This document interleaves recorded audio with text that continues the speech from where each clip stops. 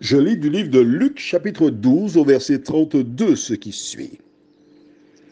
Ne crains point, petit troupeau, car votre Père a trouvé bon de vous donner le royaume.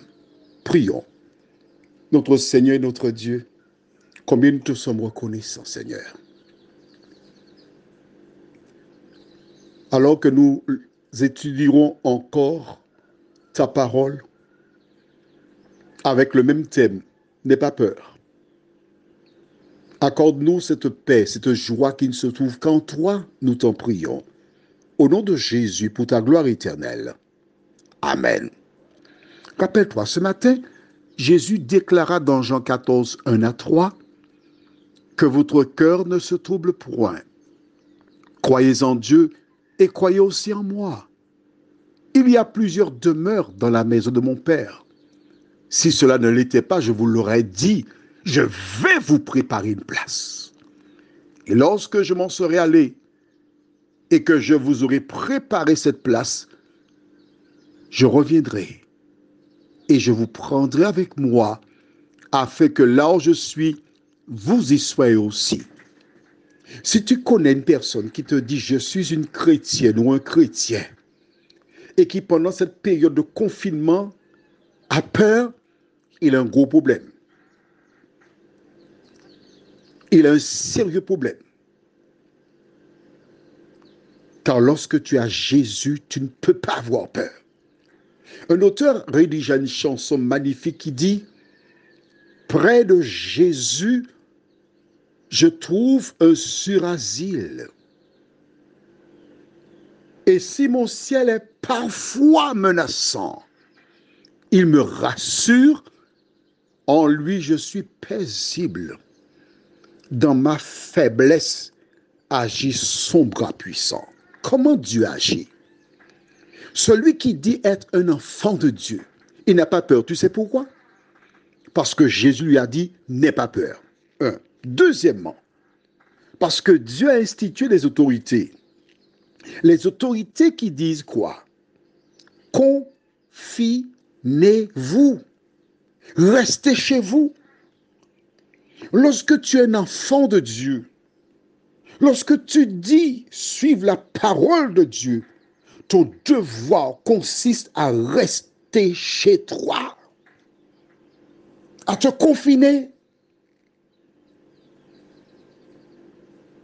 Quand toutes celles et ceux qui sont dans la rue, pour différentes raisons, sont des hors-la-loi, comment peuvent-elles bénéficier de la protection de l'Éternel des armées? À partir du moment où tu as de quoi te nourrir, attends. Et je vais partager avec toi une position, ma position.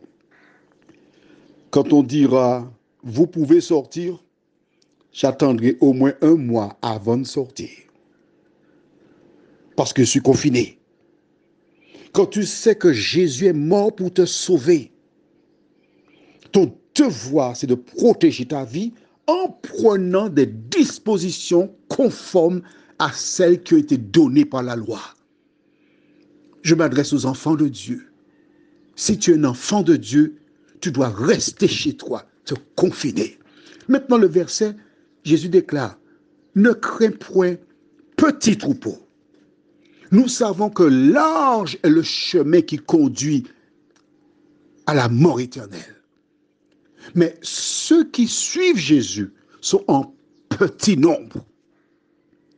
Et Jésus s'adresse justement à son troupeau. Il lui dit, ne crains point. Que le vent souffle autour de toi, que la mer se déchaîne, que le soleil brûle les hommes, ne crains point. Que le coronavirus fasse des dégâts, ne crains point. Pour ta nourriture, ne crains point. Aussi longtemps que tu as Jésus, il t'invite à ne pas avoir peur. Parce que la peur est l'arme utilisée par l'ennemi de l'être humain. As-tu peur? Je t'invite à interpréter une chanson qui dit « Es-tu lassé rempli de tristesse, dis tout à Jésus. Au lieu de penser à la maladie, au lieu de penser aux conséquences, je t'invite à, par la foi, regarder à la couronne que Jésus a déjà préparée pour toi. La maison qu'il a déjà préparée pour toi. Le sourire qu'il te fera lors de son avènement. Et quand tu as toutes ces choses à l'esprit, la peur ne saurait t'habiter. Parce que Jésus, le soleil de justice, éclaire tes pas, dirige ta vie. Prions. Seigneur, nous te bénissons pour cette journée au cours de laquelle tu nous as fait tant de bien. Alors qu'autour de nous, des personnes meurent, d'autres sont dans l'effroi, la crainte, la peur. Nous te remercions pour le psychologue que nous avons, le thérapeute, la parole, qui nous indique comment nous devons nous conduire au milieu de cette fournaise ardente qui nous entoure. Merci pour ta présence.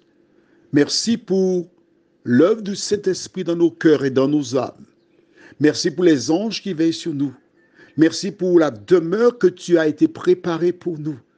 Éternel, que ton règne vienne afin de nous soustraire du péché, de ses conséquences, nous t'en prions, au nom de Jésus et pour ta gloire éternelle. Amen. Je te souhaite une bonne nuit sous le regard de Dieu.